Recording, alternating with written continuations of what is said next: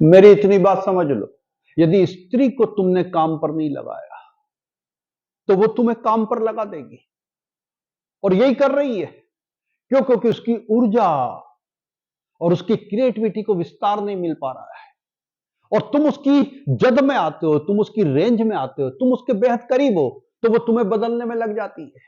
अपनी पूरी क्षमता वो तुम्हारे ऊपर, छेनी हथौड़े वो तुम्हारे ऊपर चलाती है। कई स्त्रियां तो 5-10 साल में बदल देती है, कुछ को 10 साल की जगह 20 साल लग जाते हैं, लेकिन कई लोग तो जन्मों जन्मांतर तक ये काम में लगे रहते हैं।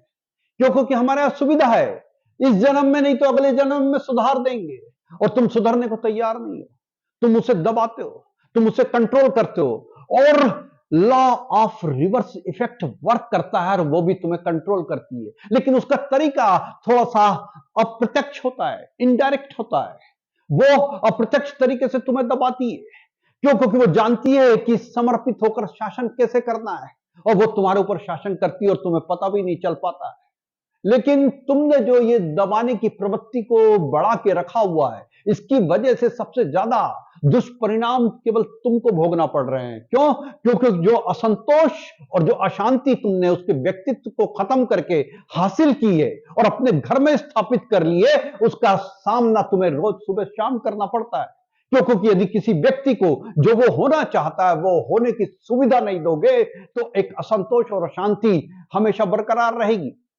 लेकिन यदि आज भी हम इस बात को समझ जाएं, आज भी हुक्मरान इस देश के इस बात को समझ जाएं, तो निश्चित मानिए कि इस 50% आबादी का राष्ट्र के विकास में बेहतर इस्तेमाल हो सकेगा। और दुनिया के जो देश आज विकसित श्रेणी में है, चाहे वो चाइना हो, चाहे वो जापान हो, उन्होंने केवल और केवल महिलाओं के बेहतर इस्तेमाल की वजह से यह मुकाम हासिल किया है, और यह मुकाम हम भी हासिल कर सकते हैं। उनसे ज्यादा बड़ी आबादी हमारे पास स्त्रियों की आज भी मौजूद है, लेकिन पुरुष कभी भी अपनी कंट्रोलिंग छोड़ना नहीं चाहता। वो सत्ता पर हमेशा काबिज रहना चाहता है।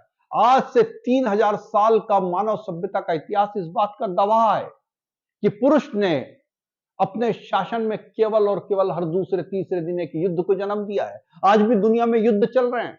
इसलिए मैं कहता हूं कि भूमिका बदल देना चाहिए, सत्ता के सारे सूत्र स्त्रियों के हाथ में कर देना चाहिए। हो सकता है कि यह मानव सभ्यता युद्ध की विभीषिका से दूर हो सके।